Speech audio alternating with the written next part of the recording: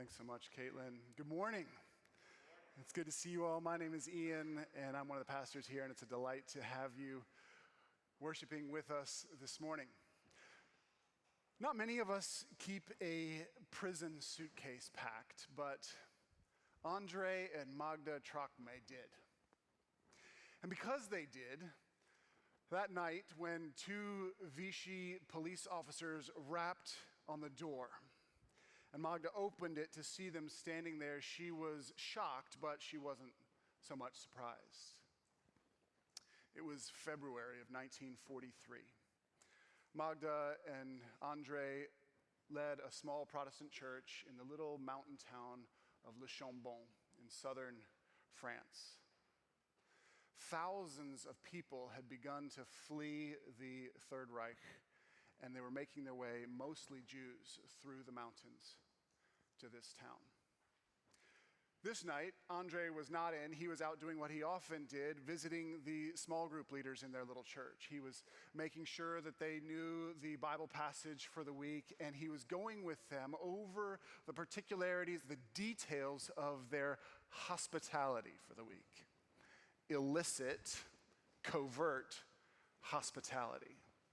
See, this little town had begun to welcome in these fleeing refugees and to feed them, to clothe them, to provide them with passable documents, and to secret them away through the mountains to safety. The little church they led bore this phrase over the door.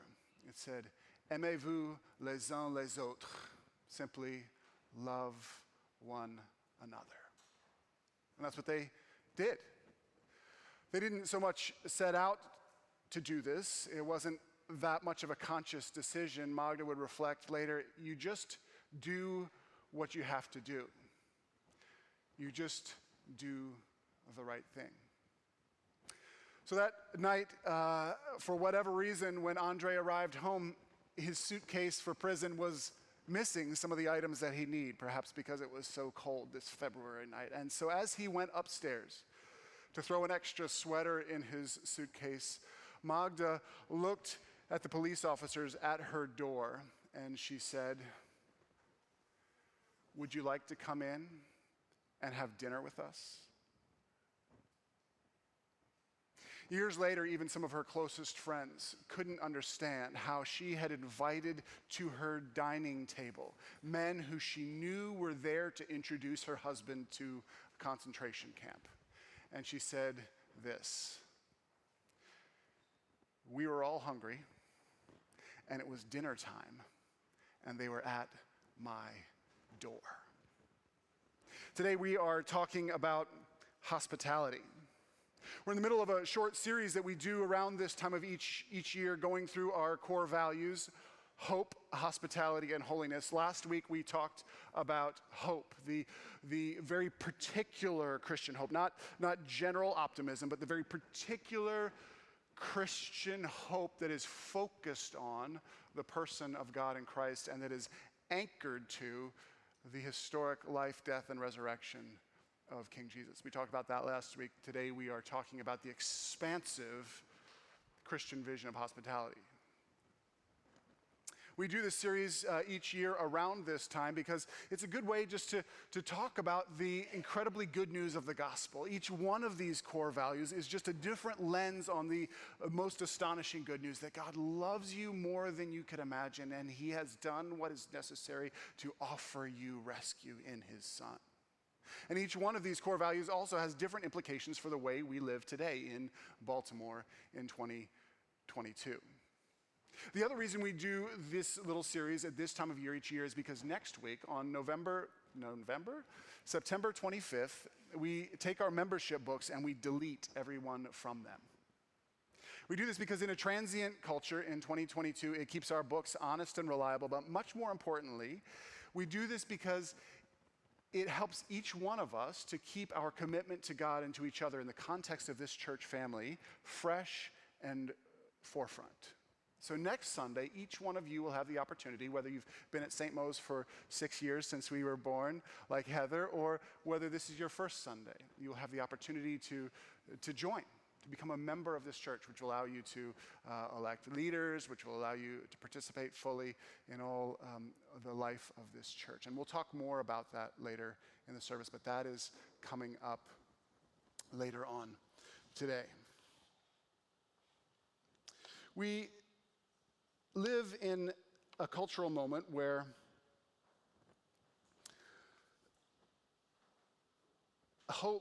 where hospitality is, on some fronts, seems to be increasing.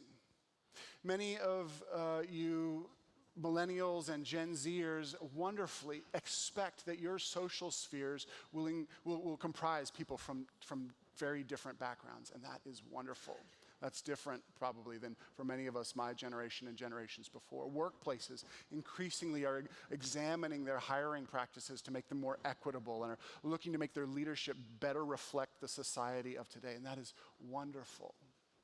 On other fronts, though, you could say that our cultural moment is less hospitable than previous cultural moments. From the political echo chambers to super zip codes to global displacement and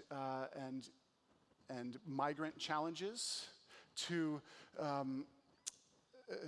increasing entrenchment and reaction and polarization and rising ethnocentrism and nationalism. These bared teeth, you could say, of inhospitality are everywhere around us. This morning, what I want to do for us is just to stir up a holy discontent. Because if you are a follower of Jesus this morning, you have experienced hospitality at its purest in Jesus. And it's time that we begin to participate in that. It's time that we begin to show that to others. And if you are not yet a follower of Jesus this morning,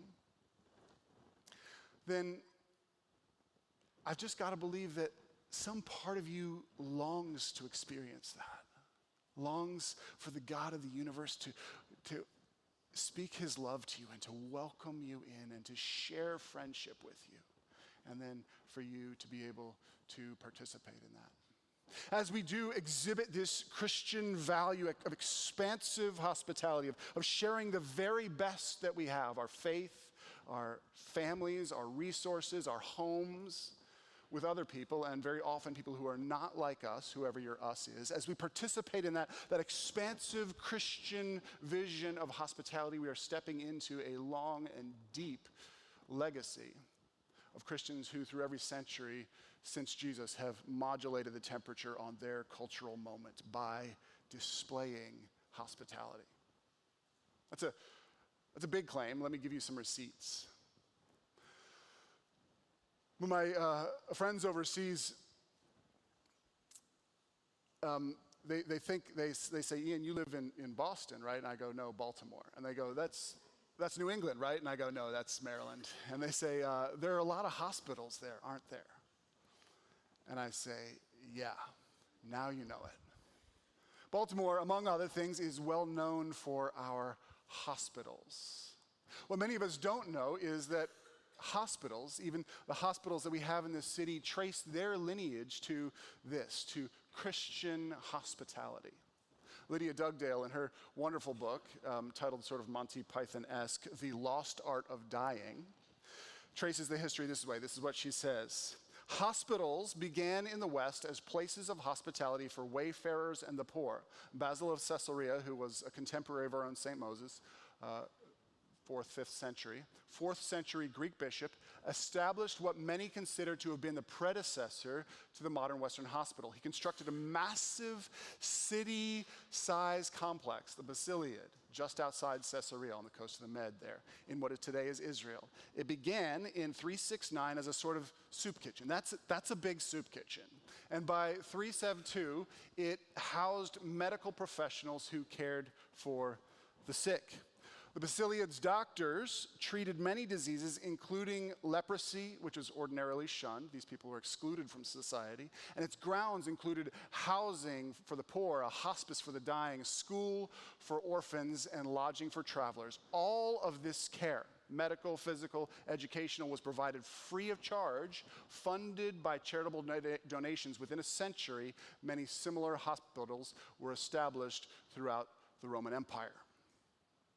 Basil was a bishop. He had some clout.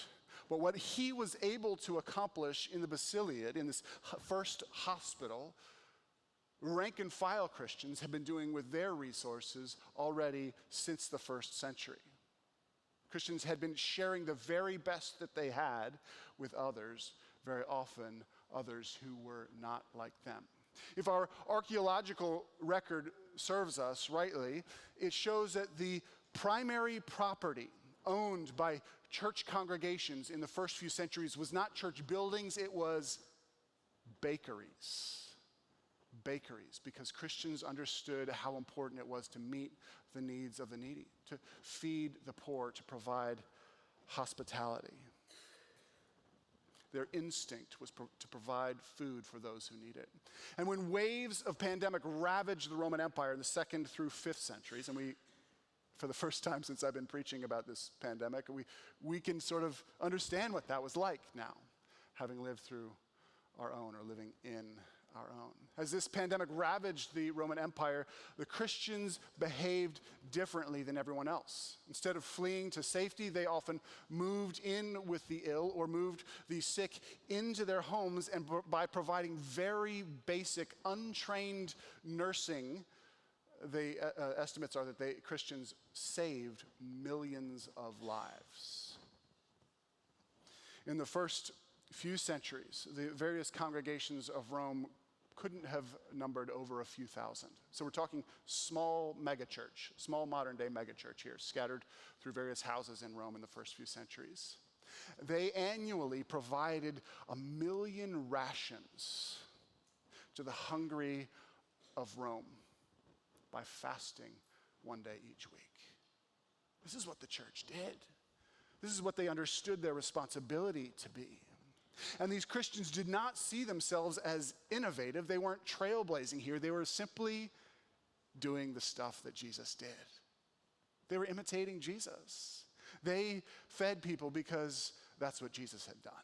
They cared for the sick because that's what Jesus had done. They welcomed in the foreigner because that's what Jesus had done.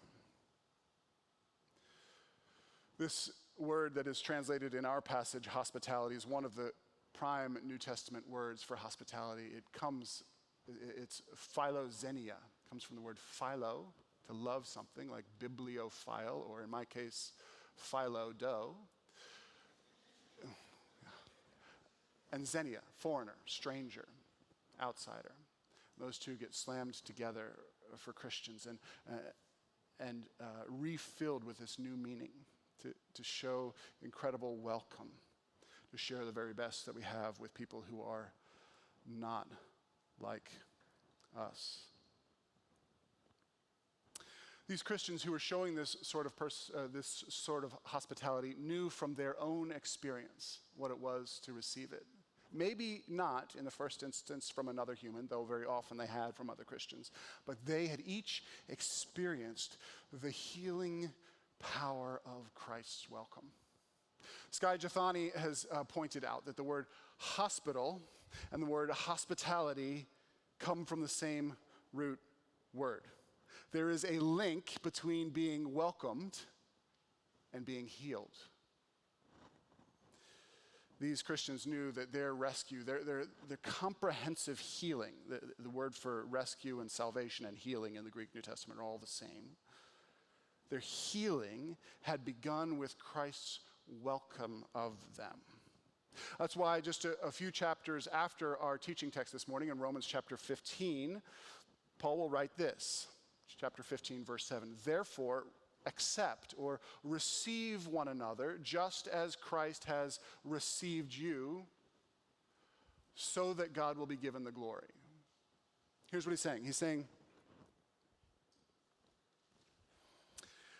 there's something about welcoming one another, about sharing the very best that you have with one another, about inviting others into your lives that puts God's character, that puts God's reputation on display and makes it comprehensible, understandable, appreciable to people in a way that it wasn't before you did that thing. Accept others, receive others as Christ has received you, and that puts God's character on display. Something about the way we welcome each other and others is meant to show how God has received and welcomed us. A few weeks ago, Brian Nichols, who heads up our Alpha team, Alpha is one of our key outreaches here, he was leading a training for the Alpha team. And he said something like this to the team. He's like, I want us to get to know and to enjoy each other so much that on the very first night of Alpha on October 11th, when people show up for the first session at Zeke's Coffee House, they walk into a party that is already happening. The circle of our friendship has expanded outwards to welcome them in. Of course, Brian was just riffing on language that Christians have used throughout the centuries to explain what it means to be saved. See, the God of the Bible tells us, is relational in his very nature. He's triune, he's Trinitarian, he exists for all time and beyond in three persons, Father, Son, and Holy Spirit. He's never lonely, he's never bored, he's never needy, he's never emotionally needy. He is eternally fulfilled, always in sync, overflowing with love for among themselves in the Trinity. So think of the jazz trio that's locked in. Think of the tango pair who are entirely in sync. Think of a circle of comrades around a campfire, finishing one another's sentences and laughing at memories that span a lifetime. Here's the surprise, though. The jazz trio does not stop mid-riff to welcome a stranger off the floor to join in the music. It just doesn't happen. The profound surprise at the heart of the gospel is that God has opened up his perfect, self-contained community, and he has beckoned us to share in it. And this is surprising, but it also makes sense. If we, as the Bible tells us, were made in the image of God, then it makes sense that we were made for community with him. We are made to know him and to enjoy him. Made to participate in what he's doing, made to join him in his work. And that's why I think another contemporary of our St. Moses, one of the great early African theologians, a guy named St. Augustine of Hippo, wrote this. He said, "You have made us for yourself, O Lord, and our heart is restless until it rests in you." This is what we were made for, to be welcomed in by the God of all creation. I think some of us here know that restlessness, don't we? That restlessness at the core of your being, and it can show up differently. It can look like boredom. It can look like just sort of a generalized discontentment, a directionless discontentment in life. You're like, what? I haven't found the thing yet. I'm a record needle that is just jumping across the grooves, and I haven't found my groove yet. It can feel like that. It can also, this restlessness of heart can also exhibit like striving. And a lot of us here in Baltimore know that. Like, I gotta level up. I gotta get the next grade. I gotta get the acclaim. I've gotta get the applause. And it's not that there's anything inherently bad with acclaim or applause or recognition, but those can counterfeit for a while, can't they? For relational security, for the rest of your soul. So it can look like striving. It can look like relational recklessness. Man, if I just get rid of all of these boundaries, it'll be easier to love me. It can look religious. It can dress itself up as religion. Man, I just gotta do my quiet time. I just gotta go to church. I just gotta go to small group. I just gotta give. I just gotta volunteer. I just gotta read my Bible. I just gotta do hope. I just gotta be hopeful. I gotta do hospitality. I gotta be whole. I just gotta do these things. And it can be a cover up for finding our true rest in the communion of God who has beckoned us in. Maybe some of us this morning feel that restlessness. The good news of the Bible is that he has offered us welcome. He's saying to you, if that's you, he's saying, come on in. Turn away from the way that you are going. Come on in. I am your home. Come on in. You are welcome here. He loves you so much that he welcomes you. But even if it might sound good, for many of us, I know this can feel scary. It can feel risky. Many of you know intuitively that we are both hurt and we are healed in community. And if your experience of being in a relationship or with a group of people is primarily one of being hurt, then it can feel particularly risky to open yourself up to that again. But I'm convinced that true healing, biblical healing, this sozo healing, this saving healing, only happens in proximity to Jesus as we receive and respond to the welcome that he offers us. The story of Andre and Magda Trokme that I began with helps us to wrap our hearts a little bit more around the hospitality of the gospel, partly because what's at stake, right? The officers that Magda looks at and says, do you want to come to our table and share our soup? She knows they are about to take her husband, the man she loves, off to prison. Probably will never see him again. As Americans, we can be pretty good at inviting Gran and some friends over to Thanksgiving. We can be pretty good about getting the neighbors over for the Super Bowl, for a nacho spread. But it takes otherworldly love to welcome an enemy into your life. It takes the otherworldly love of Christ. That's why when Emmanuel AME in Charleston members of the church forgave and expressed love to Dylan Roof, they were drawing on the loving hospitality of King Jesus.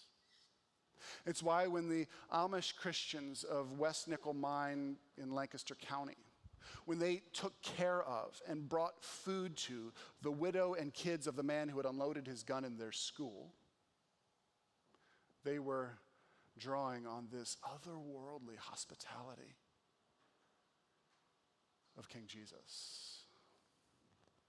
It's this same otherworldly hospitality that even is willing to welcome in the enemy that the Christian Hutus and Tutsis are drawing on to rebuild society in post-genocide Rwanda.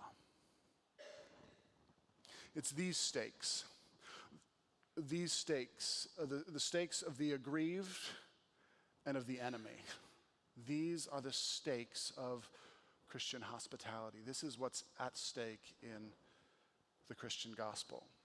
That's why just a few chapters before our teaching text, in Romans chapter 5, verse 10, Paul says this. He says, "For if while we were God's enemies, we were reconciled to him through the death of his son, how much more, having been reconciled, shall we be saved through his life?" Do you hear that?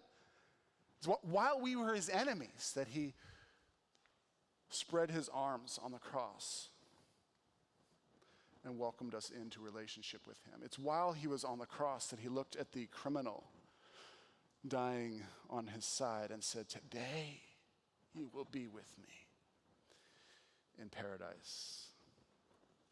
Each morning before we head off to school and work, we gather as a family and we read the Bible and we pray together and we call it family meeting. And when I asked Jill why she wanted to call this family meeting, she said, well, if the kids grow up as teenagers to resent this, I don't want them to resent reading the Bible. Maybe they can just have a distaste for meetings. I couldn't fault her logic on that. The other morning we read the story of Jacob and Esau from the Old Testament. Maybe you're familiar with that story. It's a story of two brothers, and the younger of the two, a guy named Jacob, he manipulated his disabled father into giving him something very, very precious that was meant for the older brother Esau. He became his brother's enemy and immediately fled. And years later, as he is feeling his heart drawn back towards home, he has this deep anxiety because he realizes there's a rift, a relational rift between him and his home, between him and his brother who lives back in the homeland. And you see it play out even as he starts to head back towards home. He's going through all of these gyrations because he knows that he is still an enemy of the one who is meant to be his kin.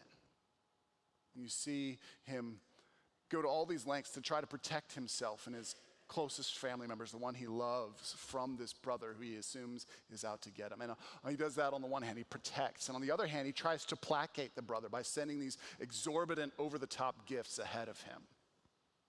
And when he gets there, Esau sees him coming, and instead of shooting him, instead of exacting repayment, what Esau does is runs to Jacob, throws his arms around his neck and embraces him, and then he invites him home under his protection. That's a picture of the gospel. Brothers, family who are meant to be with one another, who have been alienated by the sin of one party, welcomed back, forgiven, beckoned into the hospitality of the other. That is the hospitality that you and I have experienced. Not by an offended sibling, but by the God of all creation. He has thrown his arms around your neck and said, come home with me. Come under my protection. Listen to how Yale theologian and, more importantly, one of my former intramural soccer teammates, Miroslav Volf, puts it. This is what he says: when God sets out to embrace the enemy, the result is the cross. On the cross, the dancing circle of self-giving and mutually indwelling divine persons opens up for the enemy. That's a long-winded way of saying the jazz trio welcomes you in. In the agony of the passion, that's the suffering of Jesus, the movement, the dance stops for a brief moment, and a fissure appears so that sinful humanity, you and I, are welcomed in. The others, the enemies, are embraced by the divine persons who love us with the same love with which they love each other, and therefore make space for us within their own eternal embrace. That's why in our teaching text, Paul doesn't stop at show hospitality to one another. He doesn't stop at share a meal together. He goes on in our teaching text in Romans chapter 12, verses 13 and 14 to say this: when God's people are in need, be ready to help them. Always be eager to practice xenophilia, loving the outsider. Bless those who persecute you. Don't curse them. Pray that God will bless them. Can you imagine? Can you imagine what our city would be like if all of the Christians in this city took that to heart? Can you imagine if all of us who call ourselves followers of Jesus this next election cycle took that to heart? So what does this value of hospitality mean for us at St. Mo's? It means that we are committed to sharing the very best that we have, our faith and our family and our resources with others, specifically others who are very often not like us. So from our founding days, we've been committed to being an aspiringly multicultural church. It means we get out of the middle, make room for one another. We welcome everyone to the table. It means as churches very often are at the leading edge of drifting apart, a little bit like C.S. Lewis's picture of hell, each riding our own preferences until, we're way so far apart from each other that there's no one to bother us, but there's no one to welcome us either. From our earliest days, we've understood part of the call of God on the life of this church is to work for the unity of churches in Baltimore City. So something you might not see, and it doesn't really show up on Sunday mornings much, is that the paid staff of this church and many of the volunteers of this church put in a lot of our time to helping other churches, to creating a space for churches to get together, to resource one another, to build trust among church leaders and friendship among church leaders in hopes that we can begin to display this for all of Baltimore. It means certainly no less than in healthy times, we try to open our homes to one another and share meals together. It means that we're always on the look for ways that we can serve the community around us, meeting very practical needs, the ways that we can use the resource of this building to welcome the neighborhood in, to welcome the middle schoolers from the school 2 blocks away into this building on a Tuesday morning to receive food and to hear the good news of a God who loves them and welcomes them in.